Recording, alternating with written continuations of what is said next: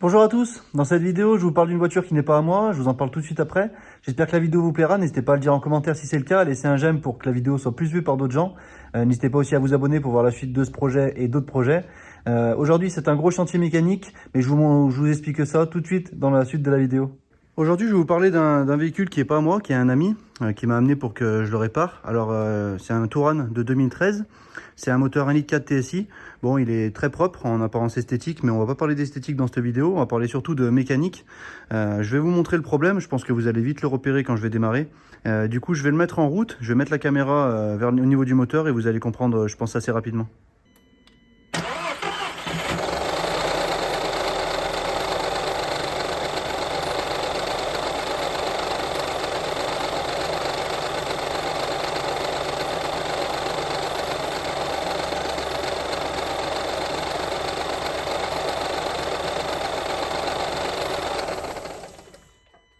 Bon, je sais pas si vous avez bien entendu comme moi, mais de toute façon, moi j'avais déjà fait un diagnostic, Volkswagen avait déjà fait un diagnostic aussi, et en fait, il se trouve qu'il y a un problème. Alors à la base, c'est parti d'une consommation d'huile un petit peu légère, qui s'est très vite augmentée.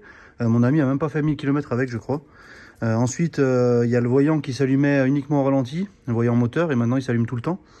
En contrôlant les compressions des cylindres, et ben, je me suis aperçu, et Volkswagen aussi d'ailleurs, qu'il y avait le cylindre numéro 4, donc celui côté boîte, qui était vraiment très bas par rapport aux autres. C'était l'ordre d'idée de 8-10 bars pour les 3 premiers cylindres environ, et 3-4 bars pour le dernier cylindre. Dans cette vidéo, je ne vais pas remesurer les compressions, parce que j'ai déjà fait, et ça va être un peu une perte de temps. Moi, il faut que je gagne du temps pour démonter tout ça. Donc le diagnostic, c'est qu'à mon avis, il faut changer les pistons et les segments. Maintenant, il reste à voir, à démonter si les cylindres ont été touchés et voir éventuellement si d'autres éléments ont été touchés. Pour information, c'est un moteur qui possède un compresseur et un turbo, donc je pense que c'est assez intéressant de vous montrer ça aussi en vidéo. Je vais démonter le moteur de la voiture dans cette vidéo, donc démonter un peu la face avant, comme pour l'Audi TT que j'ai fait juste avant, et puis je vous montre tout ça petit à petit.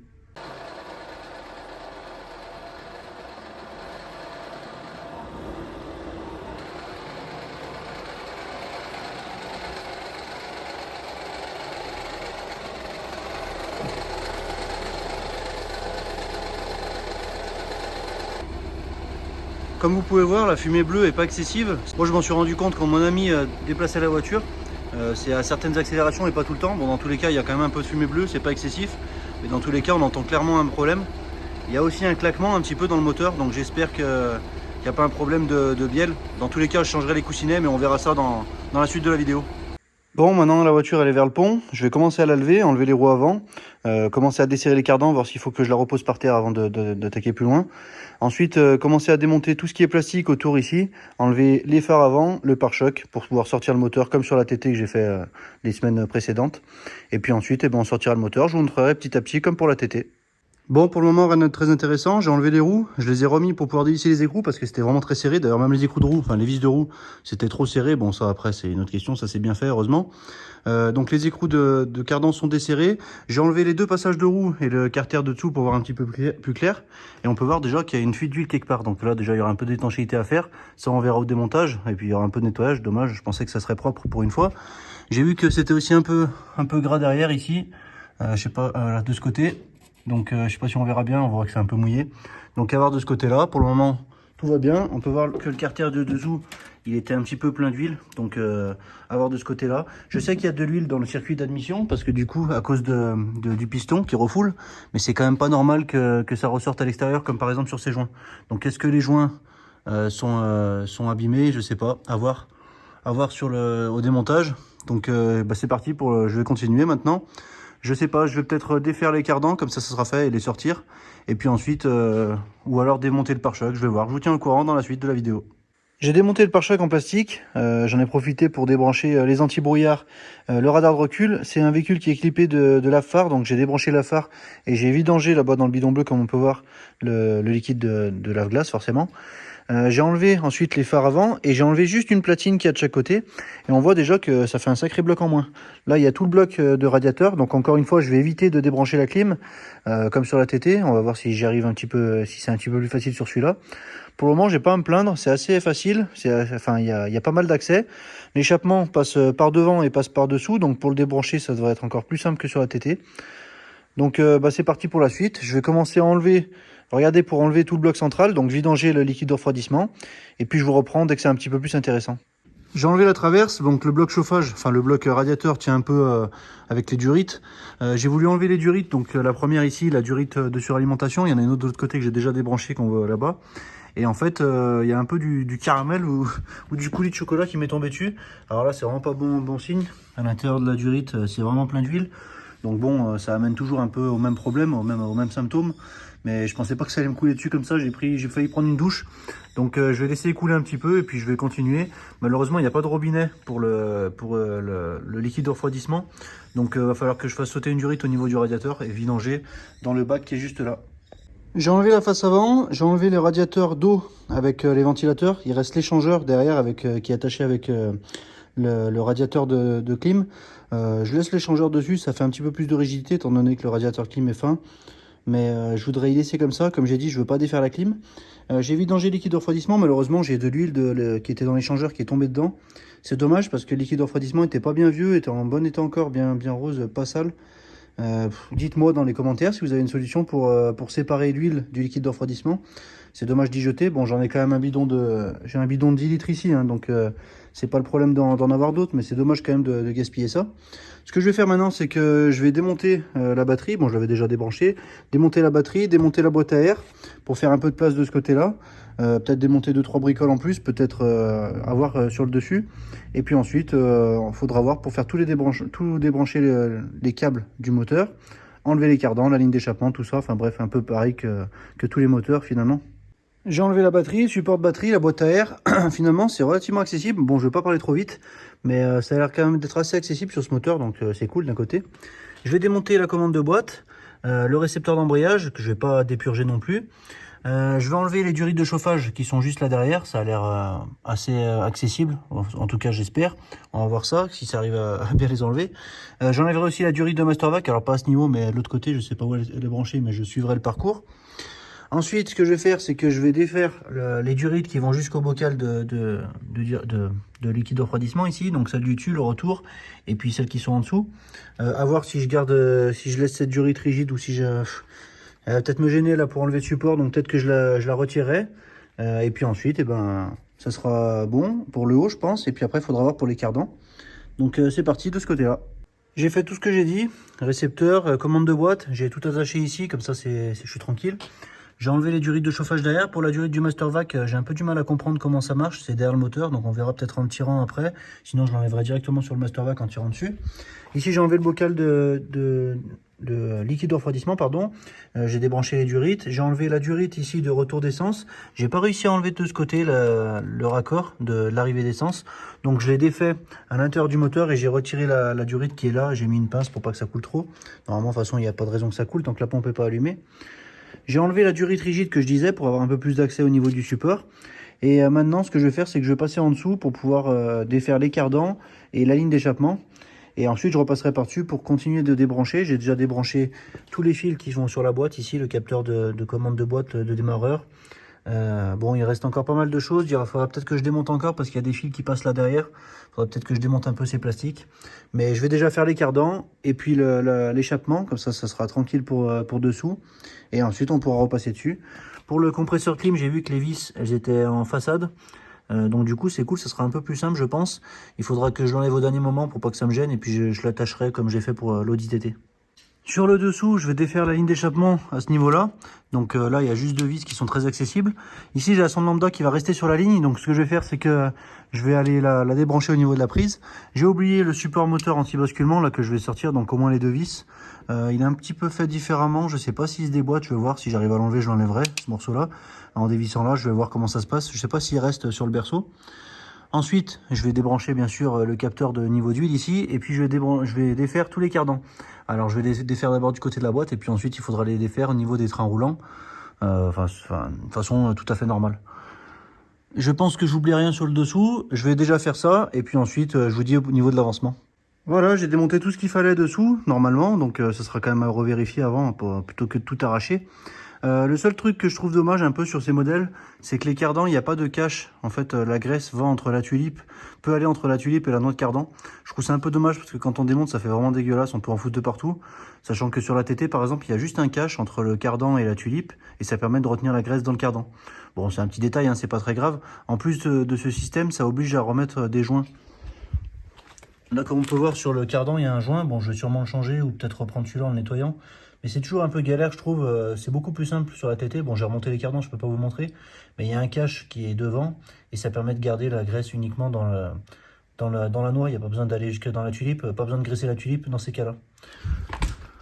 Maintenant, je vais rebaisser la voiture, je vais regarder par-dessus pour pouvoir finir de débrancher toutes les cosses qu'il faut. Toutes les prises, toutes les sondes.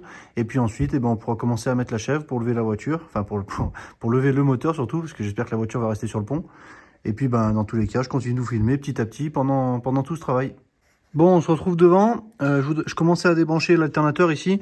Et je me rends compte que ce tube de suralimentation qui descend jusqu'en bas, là, qui va jusqu'à dans l'échangeur, ou qui ressort de l'échangeur, je sais pas, peu importe. Je vais enlever ce tube en alu, là. Il doit être fixé avec une vis juste là, pardon. Il doit peut-être en avoir une autre, je vais regarder et je vais l'enlever. De toute façon, il faudra déshabiller le moteur complètement. Mais j'essaye de le démonter le plus entier possible. C'est plus simple pour le démontage, ça m'évite de faire d'avoir des pièces de partout. Donc je vais enlever cette pièce en alu ici pour pouvoir accéder derrière l'alternateur pour pouvoir débrancher correctement. Là j'ai débranché une prise mais il doit y avoir une cosse vissée je pense comme d'habitude. Et puis j'ai aussi le faisceau du compresseur clean qui passe derrière. Donc je pense que dans tous les cas ça va me gêner. Donc je vais sortir ce tube et puis ensuite je continue de débrancher l'alternateur, le compresseur clim. Je pense que là pour la partie avant ça sera tout et puis ensuite je passerai ici sur le côté et sur le dessus pour débrancher le reste. Bon, sur ce moteur c'est une bonne galère. Pour enlever les bobines là c'est une vraie misère. Bon, j'ai enlevé les bobines, j'ai débranché. Là c'est tout débranché. Pour enlever le faisceau qui est derrière ici au niveau dessous, j'ai dû enlever tout ce système, je crois que c'est le débitmètre il me semble, avec le retour qui va dans le compresseur là-bas derrière.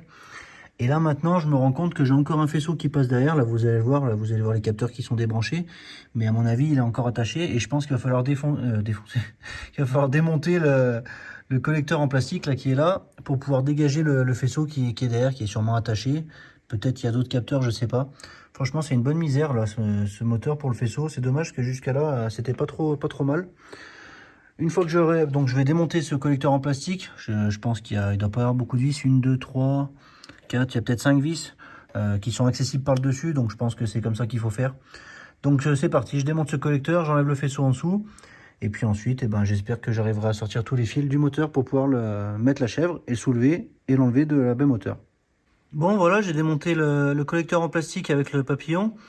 Et malgré tout, ça manque encore de démontage. En fait, comme on peut voir ici le faisceau à ce niveau-là, et ici il passe encore en dessous.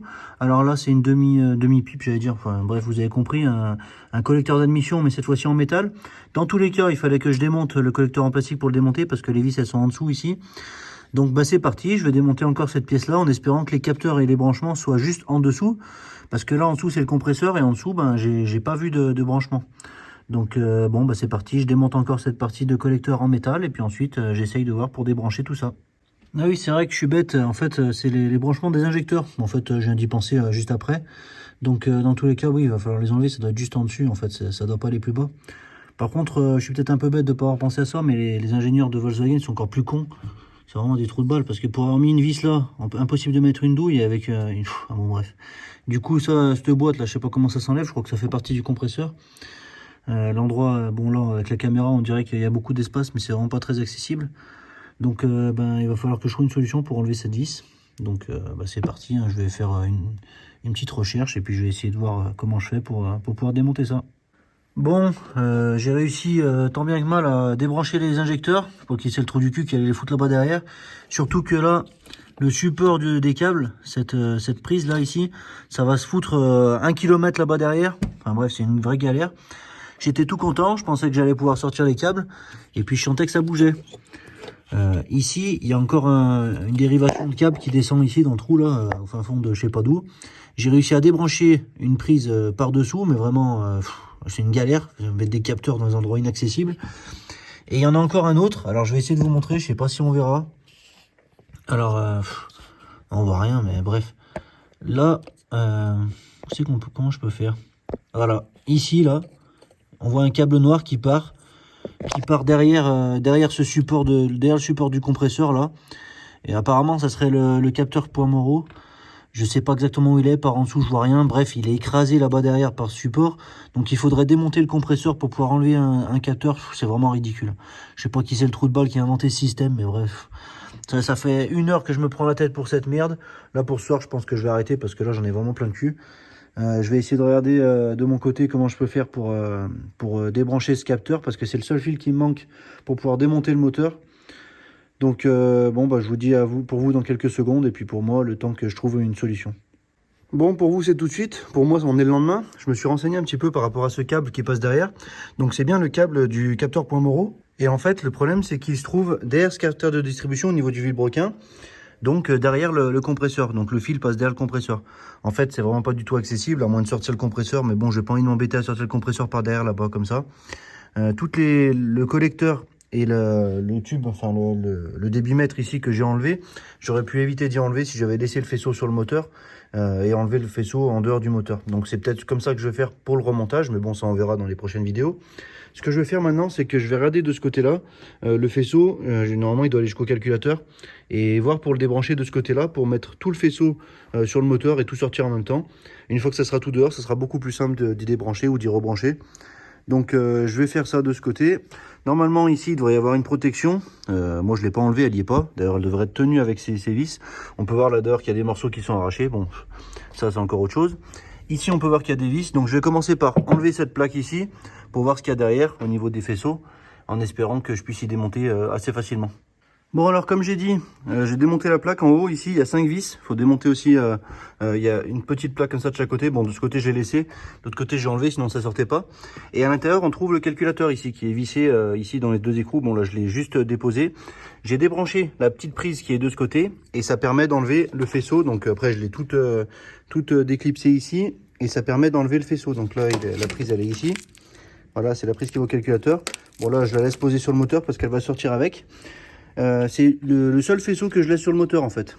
J'ai enlevé la masse qu'il y avait sur le démarreur, le faisceau du bas là qui va jusqu'à l'alternateur, et j'ai aussi un morceau de faisceau qui va un peu plus bas là pour je crois que ça doit être une pompe à eau secondaire, je pense, électrique, et puis d'autres bricoles qui vont dessous. Donc j'ai tout débranché.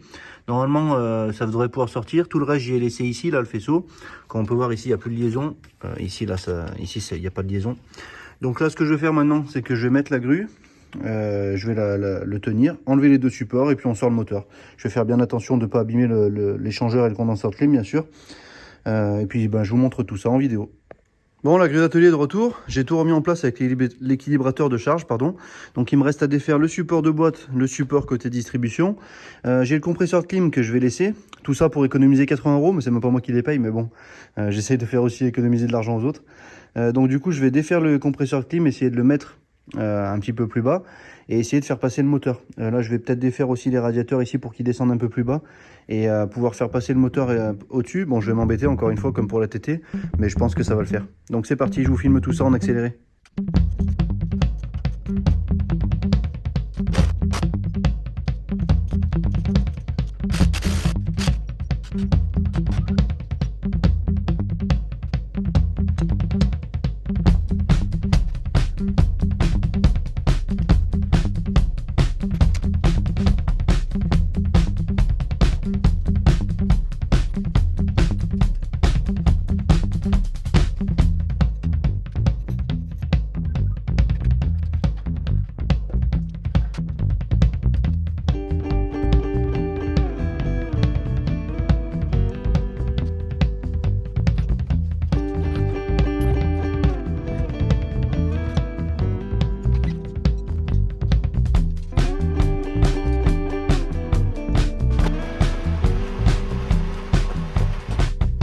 Bon voilà, le moteur il est sorti. Je vais enlever la boîte de vitesse pour le mettre sur le support moteur, comme ça je pourrai mieux travailler dessus. J'ai rattaché le radiateur, enfin l'échangeur et le radiateur de clim et le compresseur de clim avec des serflex. Comme vous avez vu, j'ai pris mon temps un petit peu. Bon, c'est en accéléré, mais vous doutez bien que j'ai pris plus de temps que si j'avais enlevé ça avant. Mais au moins, ça évite de recharger la clim par la suite. Donc, ce que je vais faire, c'est comme j'ai dit, je vais enlever la boîte. Je le mets sur le support moteur et puis on se reprend déjà une fois que ça sera là. Peut-être que je filme aussi pour l'enlèvement de la boîte et la mise sur le support moteur. Et ensuite, on commence tout le dépouillage du moteur.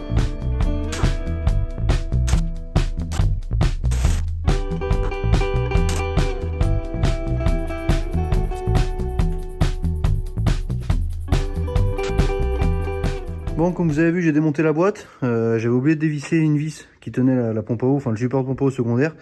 Donc je me suis un peu fait chier à la fin. Bon, je vous laisserai quand même dans la vidéo, c'est pas grave. Je vais démonter l'embrayage, déjà pour vérifier un peu son état, savoir s'il faut le changer, étant donné que c'est tout démonté. Et puis en plus, pour mettre le support moteur, il me semble que ça va gêner un petit peu avec le volant moteur. Donc je vais enlever au moins le kit d'embrayage. Et si je peux garder le volant moteur, ça m'évitera de changer les vis pour pouvoir mettre sur le support moteur. Donc je fais ça hors caméra, je vous reprends juste après.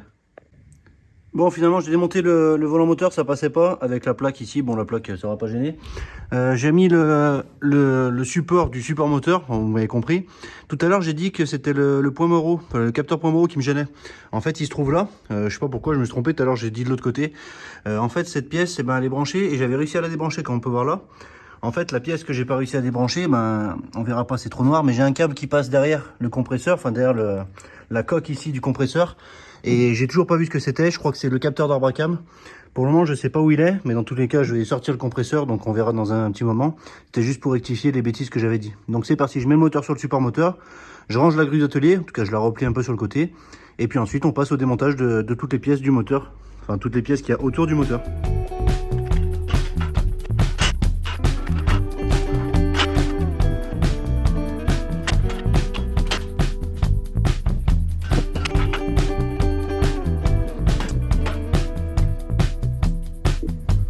Oh, je suis désolé, ça a coupé, je sais pas pourquoi, je vous ai loupé le meilleur. Bon, c'est toujours une galère avec les pieds qui se croisent là, mais bon, là, normalement, ça devrait être bon. Je vais rebaisser la grue et la sortir.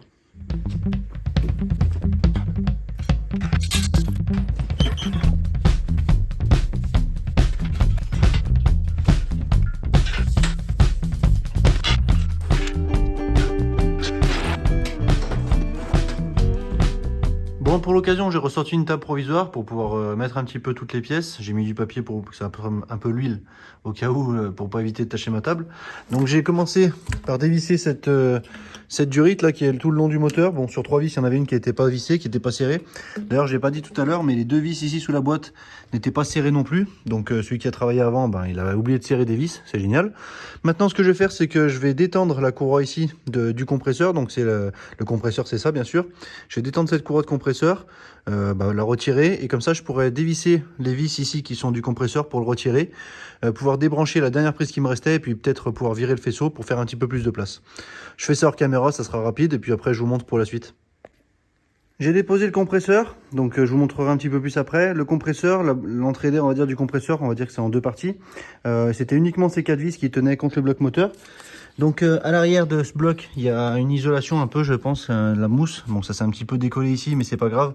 Je vais pas plus y enlever, de toute façon ça sert à rien que j'y enlève. Et comme on peut voir ici, j'ai mon fil avec mon capteur, je risquais pas de pouvoir l'enlever parce que j'avais mon compresseur qui était devant. Donc ça, c'est pas très intelligent d'avoir mis cette pièce là, mais bon, bref. Au moins c'est fait, j'aurais pu chercher encore pendant des heures pour pouvoir enlever ce câble. Donc le point Moro, il est bien là.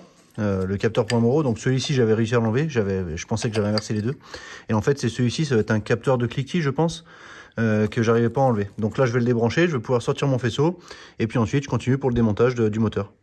Bon, j'ai démonté pas mal de choses, l'alternateur, mais bon, c'était 2 vis. Le support d'alternateur ici en bas, ou le support de clim, je sais plus, mais bref, peu importe, c'est pareil. J'ai enlevé le collecteur avec le turbo, qui est d'ailleurs en bon état, donc pas de souci de ce côté-là. Avec toutes les conduites d'eau, c'est un turbo qui est refroidi par eau, je vous montre juste après. Donc du coup, ça fait un moteur qui est déjà beaucoup plus petit. Après, maintenant, ce que je vais faire, c'est que démonter cette poulie et enlever le carter de distribution pour pouvoir enlever la chaîne. Pour ce qui est des pièces, ici, bon, j'ai enlevé aussi c'est vrai que j'ai enlevé aussi le catalyseur, j'ai enlevé le faisceau moteur, je vais pas montrer, des durites de refroidissement, j'ai essayé de démonter le moins possible, comme ça c'est plus simple au remontage. L'alternateur, le support, comme je disais, ça c'est les durites de dépression, il me semble, ou de vapeur d'huile, enfin, je sais plus comment on appelle ça, mais bref, vous m'avez compris. Là, du coup, c'est le turbo, donc j'ai enlevé le turbo avec le collecteur et avec les durites d'eau et le retour d'huile, plus l'arrivée d'huile tout en même temps, comme ça m'évite de m'embêter pour le remontage, de resserrer 15 000 vis. Là j'ai l'arrivée d'huile, le retour d'huile à remettre, bien sûr le collecteur avec des nouveaux joints, et puis ensuite tous les durites de refroidissement, donc ils vont directement dans le moteur, enfin dans le boîtier d'eau qui est sur le moteur, et puis d'autres durites qui continuent. Bon, il y a aussi la pompe à eau secondaire, je crois, enfin j'appelle ça comme ça, mais je pense que c'est ça, qui est venu avec, donc impeccable. Maintenant, ce que je vais faire, c'est que le moteur, maintenant, il est pas très gros, ça reste quand même qu'un 1,4 litre. Une fois qu'il est déshabillé, il reste plus grand chose. Donc comme j'ai dit, je vais m'occuper du carter de distribution. Pour démonter, il va falloir enlever cette poulie et puis ensuite enlever toutes les vis qu'il y a tout le tour. Normalement, la chaîne a été faite il n'y a pas longtemps par un professionnel. Bon, par un professionnel qui a oublié de serrer des vis, mais bon, ça c'est une parenthèse. Je vais aussi vidanger l'huile, j'ai mis le bac en dessous. Ça permettra déjà de ne pas en foutre de partout, en tout cas le moins possible. J'enlèverai peut-être le filtre un peu plus tard. Et déjà, ce que je vais faire, c'est déjà enlever le carter de distribution une fois que j'aurai fait la vidange. Donc c'est parti pour ça. Pareil, je le filme pas, c'est que des vis à enlever. Je vous montre une fois que c'est ouvert. Bon, j'ai enlevé le carter, ça se voit qu'il a été démonté, il y avait beaucoup de pattes, il était bien collé, mais heureusement j'ai réussi à le sortir. Là, la chaîne elle est détendue, c'est normal, elle a été bien tendue, je pense qu'elle a été changée, elle a l'air en très bon état. Bon, malheureusement j'ai pas l'outil pour en vérifier, mais on en reparlera peut-être dans la prochaine vidéo. J'ai mis elle est détendue parce que j'ai resserré le tendeur. Comme ça c'est fait, la chaîne est détendue et le tendeur il est en position. Maintenant ce que j'ai fait, c'est que j'ai enlevé toutes les vis du carter dessous. Et malheureusement, après les vis desserrées, il y a la vis foirée. En fait, ils sont allés mettre une vis ici à l'aveugle, je pense, parce qu'il doit y avoir la boîte. Et la vis, elle est montée de travers. L'empreinte torse, elle est morte. Enfin, elle est inutilisable. J'arrive pas à y desserrer.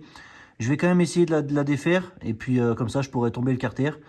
C'est encore du boulot de merde, mais bon, ça change pas trop des professionnels que je vois d'habitude. Enfin, du boulot de professionnel que je vois d'habitude. Malheureusement, des professionnels qui bossent bien, il y en a de moins en moins, voire presque plus.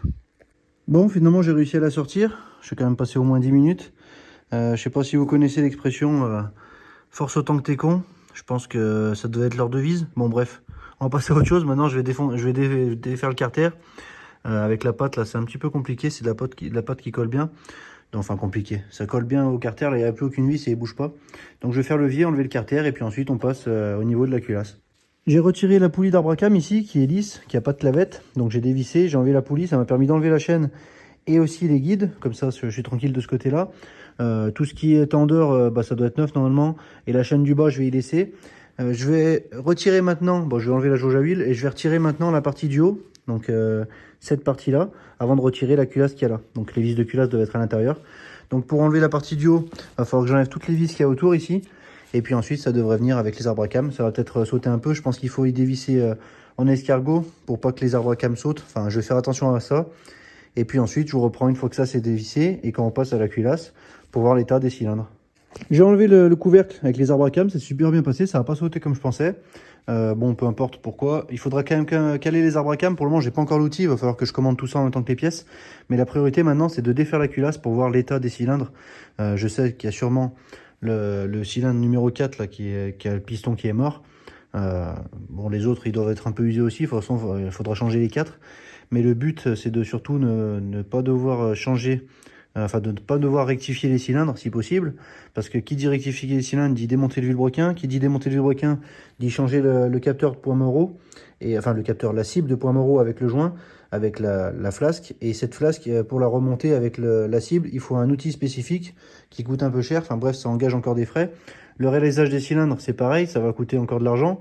Bon, les pistons, il faudra les changer dans tous les cas. Donc que ça soit cette cote d'origine ou la cote légèrement supérieure, ça sera relativement le même prix. Mais c'est ce qui va déterminer un petit peu le prix de cette réparation. Donc ce que je vais faire, c'est que je vais défaire toutes les vis de culasse, je vais les desserrer je vais les desserrer à la main en escargot. Et ensuite, je les enlèverai à la dévisseuse. Et puis ensuite, je lèverai la culasse et on va voir tout de suite l'état qui est à l'intérieur des cylindres.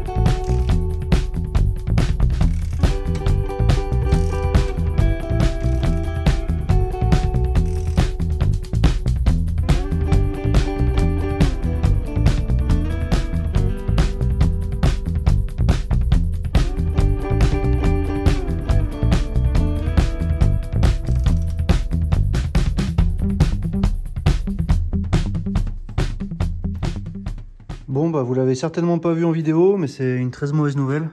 Donc le cylindre numéro 1 dans l'ensemble ça va, le 2, le 3 ça va, et puis le 4 ben, c'est celui qui manquait de dépression.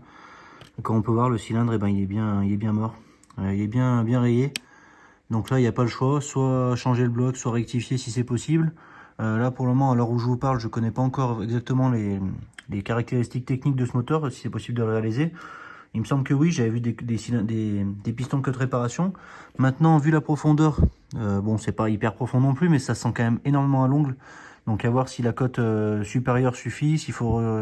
Enfin, j'ai pas envie de commander des pistons au pif. Donc, je pense que je vais déjà contacter mon ami pour savoir ce qu'il veut faire. Et dans tous les cas, moi, je suis pas équipé pour faire le réalisage de cylindre.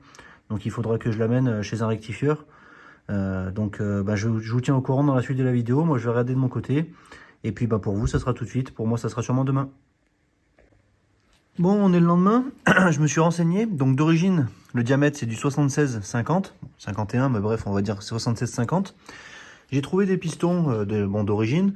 J'ai trouvé une cote réparation en plus 0,25. Bon, c'est des pistons qui sont pas très courants. Et j'ai trouvé une cote réparation en plus 0,50, donc 77 mm. J'ai pas trouvé plus gros. Peut-être que ça existe. Pour le moment, je n'avais pas trouvé. Dans quelques jours, là, je vais aller voir l'usineur pour voir si déjà la rayure est pas trop profonde. J'ai aucun moyen de mesurer, de savoir si 0,5 mm en plus ça pourrait passer. Je pense que avec l'expérience, il saura me dire, mais bon, dans tous les cas, sans usinage, ça va être compliqué à dire. Ce que je vais faire, c'est que je vais continuer le démontage, donc sortir les bielles et les pistons. Déjà, on va voir à mon avis l'état des pistons, enfin du piston celui-là, à mon avis, qui doit être bien rincé. Je vais être obligé de démonter le vilebrequin. Et je vais enlever le boîtier ici pour avoir le bloc nu. Et ensuite, je pourrai l'amener à l'usineur et puis je vous tiendrai au courant. Je fais le démontage et puis ensuite on voit quand le bloc est démonté. Bon bah voilà, le bloc il est vide. J'ai enlevé les pistons, les bielles, le vilebrequin. Je vais vous montrer un petit peu l'état, c'est pas joyeux. Donc là, c'est dans l'ordre. 1, 2, 3, 4 avec le vilebrequin. Donc le vilebrequin super état. Les mantons super état, les coussinets super état, il n'y a pas de traces. À mon avis, il n'y a jamais manqué d'huile, donc ça c'est une bonne nouvelle. Je vais quand même changer les coussinets, je pense, mais bon, on va voir déjà pour la rectification. Le cylindre qui posait problème, c'était celui-là. Et de toute façon, je pense que j'ai pas besoin de vous le dire quand on voit l'état ici. Donc il manque carrément des morceaux de piston. Il manque un morceau de segment sur celui du haut, comme on peut voir. Donc c'est bizarre, je ne l'ai pas trouvé. Je vais regarder un petit peu plus dans le carter d'huile après. Mais dans tous les cas, celui-là, il était mort. Ça ne m'étonnait pas qu'il y avait 4 barres à l'intérieur. Le cylindre 2, ça va à peu près. Bon, à peu près, il faut le dire vite, parce qu'il est quand même un petit peu calaminé. Bon, on va dire que c'est pas le pire, on va dire que ça va. Le 3, pareil que le 2. Et encore qu'il y avait un peu de calamine déjà ici. On peut voir ici que le piston, il commençait déjà à se casser. Là, je pense qu'en forçant, le morceau, il partirait. Donc le 3, il était mort aussi. Et le 4, pareil. Le 4, c'est où que j'ai vu? Voilà, là, il y a un morceau. Et le morceau, voilà, comme vous voyez, il bouge. Donc pareil, je pense que un coup de tournevis et il saute. Je vais le faire sauter et puis on va voir le morceau comment il sort. Bon, finalement, sur les 4 pistons, il y en avait au moins 3 de morts.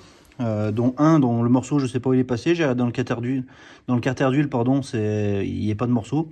Donc peut-être qu'il s'est décomposé. Je vérifierai la culasse, mais il me semble qu'elle n'est pas abîmée pourtant. Donc quand même à vérifier du côté du cylindre numéro 1. Le cylindre numéro 2, bon, le piston, il est encore à peu près entier. Le cylindre numéro 3, il y a un morceau énorme que j'ai enlevé, donc qui était encore dans le piston, mais que j'ai décollé, il était cassé. J'ai pas forcé, j'ai juste mis un petit coup de tournevis. Et dans le cylindre numéro 4, il y avait aussi un morceau du piston, là, comme on peut voir sur le côté ici. Donc il s'est enlevé entre le premier segment du haut et le deuxième. Pareil pour celui-là, et pareil pour l'autre qui est cassé. Donc je sais pas ce que c'est ces pièces en mousse, mais bon, Volkswagen, franchement, ils ont vraiment fait de la merde. Il n'y a pas de... C'est un problème qui est connu apparemment, c'est des moteurs qui ont beaucoup eu ce souci. Et pourtant, les pistons qui sont à vendre aujourd'hui, c'est toujours les mêmes qu'à l'époque d'origine. Donc je sais pas, il faudrait peut-être faire quelque chose à ce niveau-là, je sais pas. J'ai vu qu'il n'y avait pas de solution miracle. Moi, j'ai radé des pistons, pour être honnête, enfin, je vais pas vous dire toutes les marques, mais les pistons que j'ai trouvés, là, ce seraient des MAHLE, M-A-H-L-E, pour ceux qui connaissent pas. Pour moi, c'est une marque qui est bien. C'est une marque que j'avais mis dans la Corrado G60, d'ailleurs, pour les coussinets, il me semble. Donc, moi, c'est une marque que j'aime bien prendre. Pour des pistons, je vais pas m'amuser à prendre des marques bas de gamme, parce que pour la différence de prix, des fois, ça vaut pas le coup. Et déjà que d'origine, c'est pas top. Alors, si en plus, on prend encore du bas de gamme, c'est pas la peine. Je vais nettoyer le bloc, histoire de l'amener un peu plus propre rectifieur, même si eux aussi ils ont des machines. Et je vais aussi regarder pour la culasse au niveau du cylindre numéro 1 si c'est pas trop abîmé. Il me semble que non, mais je vais quand même vérifier pour être sûr. Je sais plus si j'ai dit une bêtise, le cylindre qui est cassé c'est bien celui du fond, enfin qui était cassé, il y a aussi les deux autres, mais c'est pas 1, 2, 3, 4, c'est 4, 3, 2, 1. Bon, pour vous ça vous fait pas de différence, je m'étais pas perdu, c'est juste que j'ai dû me tromper quand je l'ai dit. Du coup pour la culasse ici, c'est pareil, donc on est à l'envers, 1, 2, 3, 4. Donc le cylindre, où c'est qu'il aurait pu avoir la casse, c'est celui-là, et à part beaucoup de calamine, enfin de la calamine, je vois pas d'endroits qui sont cassés, donc c'est quand même assez bon signe. Je vois pas de soupapes qui sont mal fermées ou qui pourraient être tordues, donc c'est bon signe de ce côté là. Je pense pas que la culasse ait été touchée, à voir bien sûr au nettoyage un peu plus tard. Et pour les autres cylindres, bon il y a moins de calamine mais c'est dans le même état, donc dans tous les cas pour la culasse ça devrait être bon. Maintenant reste à savoir si la cote de 77 pour les pistons suffira pour éliminer les rayures dans le cylindre. Bon bah voilà, j'aurais mis un petit coup de nettoyage au moteur. Bon, c'est histoire de dire qu'il soit à peu près propre, qu'il soit pas trop dégueulasse quand je l'amène, que ça en foute pas partout dans mon coffre. J'ai pas dit dans la vidéo, bon c'est pas volontaire, mais pour ceux qui sont restés jusqu'à la fin, c'est un moteur CAVC. Donc comme on peut voir ici, il y a le code CAV, donc il n'y a pas le C, mais c'est un CAVC. Donc c'est un moteur 140 chevaux. Parce qu'il y a eu plusieurs puissances, il me semble, pour les 1.4 TSI. Je crois qu'il y a des 160 chevaux et il y a peut-être aussi des 112. Bon, bref, celui-là, c'est un 140 chevaux, c'est le CAVC, le code du moteur. Bon, voilà, ça sera tout pour cette vidéo. Pour moi, dans quelques jours, je vais amener le bloc chez le rectifieur. On va regarder. J'espère qu'il saura me dire si la cote de 77, comme je vous ai expliqué juste avant, ça passe avec la rayure. J'espère, parce que sinon, il faudra changer le bloc ou en trouver un autre moteur. Et moi, j'ai pas confiance dans un autre moteur complet. Il faudra que je le démonte parce que je peux pas garantir qu'il soit en bon état. Surtout que c'est un problème connu sur un 1.4 TSI. Donc j'espère que la vidéo vous aura plu. Laissez des commentaires si c'est le cas. Laissez aussi des commentaires pour soutenir mon pote. Je pense qu'il regardera les commentaires pour avoir votre avis, si vous avez des expériences avec ce moteur. N'oubliez pas de laisser un j'aime pour aider la vidéo à se faire plus voir par les autres. Et n'oubliez pas surtout à vous abonner pour ne pas louper la suite de ce projet et des autres. Et moi je vous dis à bientôt dans la prochaine vidéo. Salut!